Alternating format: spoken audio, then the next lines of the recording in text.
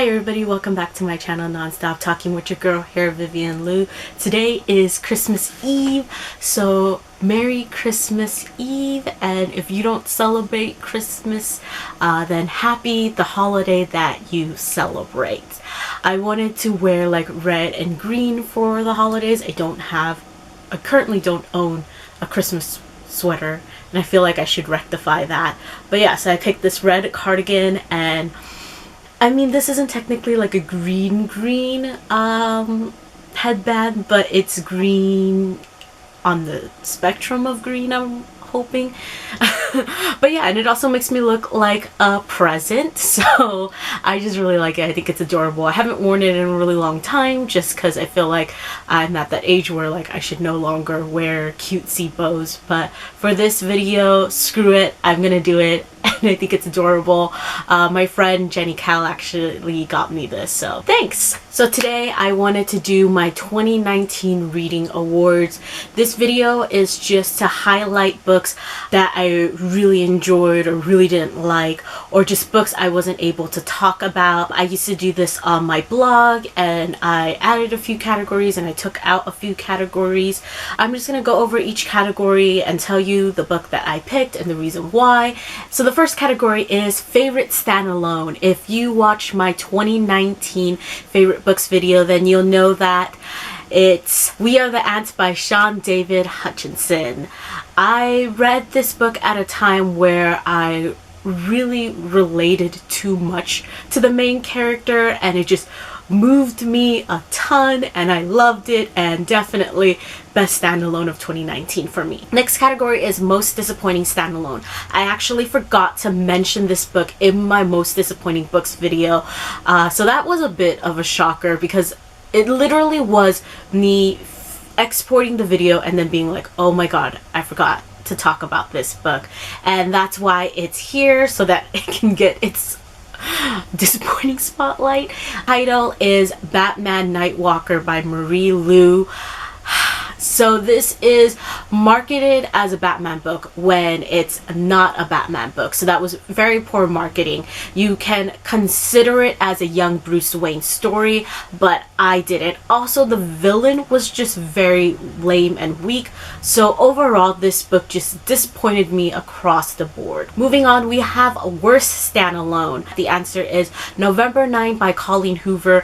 I feel like I've talked about this book multiple times now, so I don't think I need to say anymore, just that I didn't like the problematic relationship and ended up hating this book. Now we go into series. So first off, we have the best series, and this was really difficult because I actually finished quite a few book series this year, and then I was reminded that I caught up on one in January that I never got to talk about, and that is Fence by C.S. I'm hoping that the last name is Pacat. Hopefully, if it's not correct, I'm sorry. But I really love this graphic novel. It's considered completed at right now, which is 3 volumes and 12 issues. It has the room to grow, and I would definitely love to see it continue. After I finished it, I recommended it to a few of my friends, and they all really loved it. So yeah, if there is any news that you might know, let me know. As for the most disappointing series, I think that I feel bad for saying this, but I think it'll have to go to Spider-Man Miles Morales, the 2016, just that entire, I think it was 4 graphic novels. Yes, I think so. My biggest problem was that so it started off promising, and then later on, like, it just got really messy, and there were so many different plot lines at once, and at the end there were so many unresolved plot lines, and I wasn't really happy with it. As for the worst, it definitely is going to Suki by Clamp. This is a manga series that I reread as part of my reading Clamp adventure journey. I actually didn't like this as a kid, and now I know, can put into words why I don't like Suki. I don't want to get into too much detail about it because I do have a series wrap up for it if you are interested. Next category is did not live up to the hype. I feel bad for saying this because I know a lot of people actually really loved it, or actually it's a very polarizing book in all honesty. But it's Ninth House by Leigh Bardugo. I actually pre-ordered this and was super excited to read it, and it didn't blow me away, but I didn't hate it. A lot of people before the book came out said that it was an adult novel, that it was dark and it was gritty, and I was ready for that dark grittiness that I felt like was a little underdeveloped. And I didn't like the main character that much. I actually liked her, I guess, partner Darlington a lot more, but he is gone most of the book, and I just was not impressed with Ninth House. If it sticks to its original plan as a duology, I will probably finish it, but there are talks of it becoming a long series, and if it is a long series, I'm just gonna drop it. Biggest surprise is Circe by Madeline Miller, because I am not like a mythology person at all.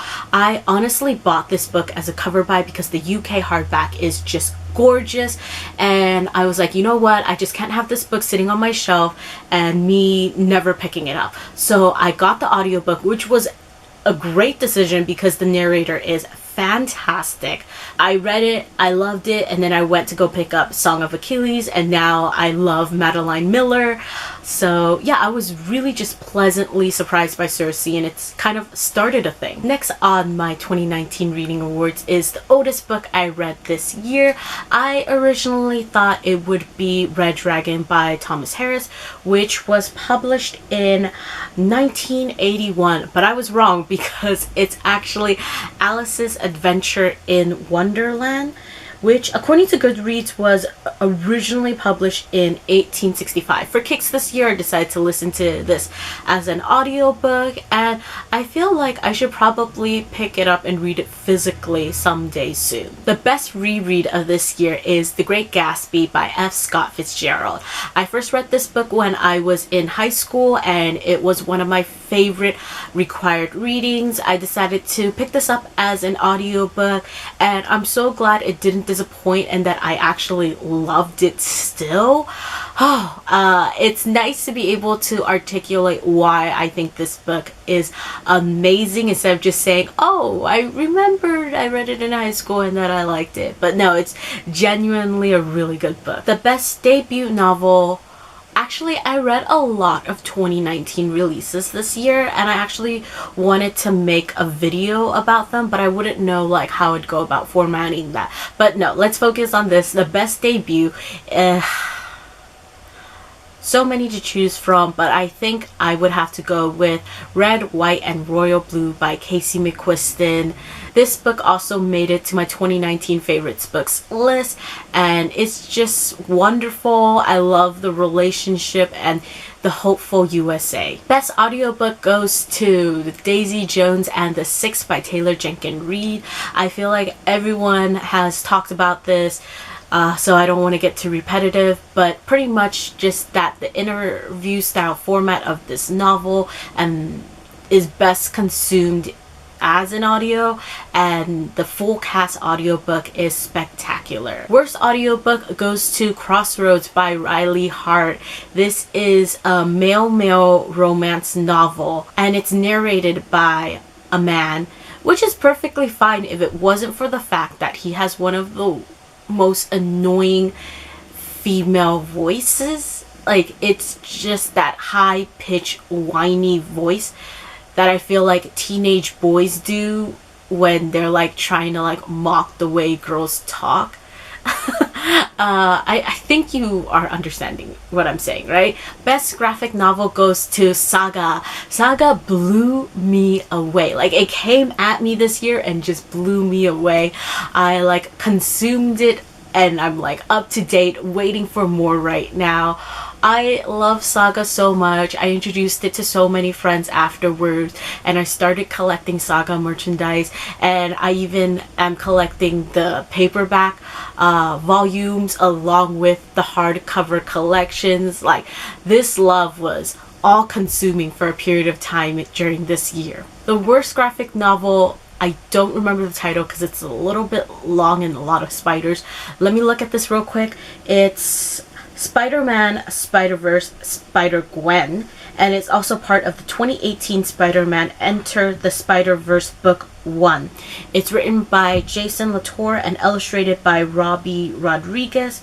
I didn't realize that this was just going to be a random compilation of Spider-Gwen stories, so I was just really confused by it, and I felt like it had no purpose, and just reading it was like a waste of time. Best manga goes to My Brother's Husband by Gengoro Tagame. It's a 2-volume manga series, and I just absolutely adored it. It felt so real, and I recommend it to so many friends afterwards. Please go check it out if you read manga and if you want just family focused story, and it's super nice. On the opposite side, we have Most Disappointing Manga, which goes to Card Captor Sakura Clear Card. When the news about this first broke, I was actually at AX and got to go to the panel for it and was so excited.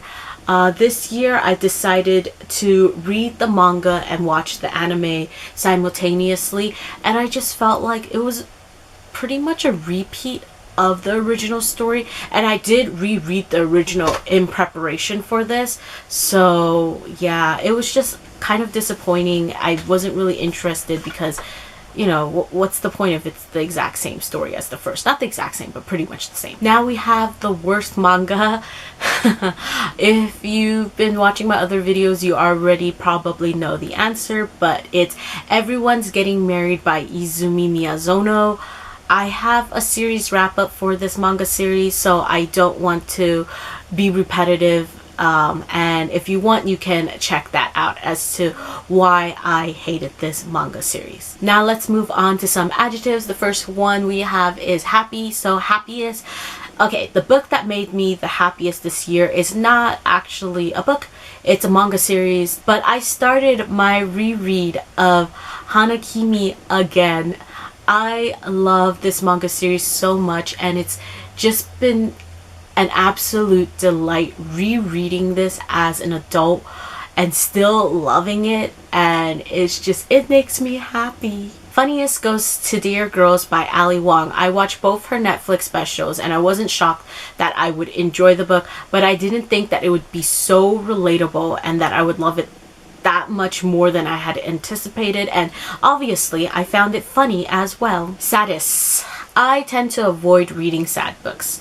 I am a crybaby who hates to cry, but Heart Song by TJ Klune did make me shed a few tears. It's the most recent book to make me shed a few tears, because other ones I did shed a few tears for, but mainly in this there's a certain alpha who passes away, and it broke my heart. It's the third book in a series, and if you haven't checked this out, you really should. It's a really awesome male shapeshifter werewolf romance book series. I want to discuss more books, so I'm going to add some like best genres, but I also need to go to get boba with a friend real quick, and it's actually the day of Christmas Eve, so I should try to be present at Christmas Eve.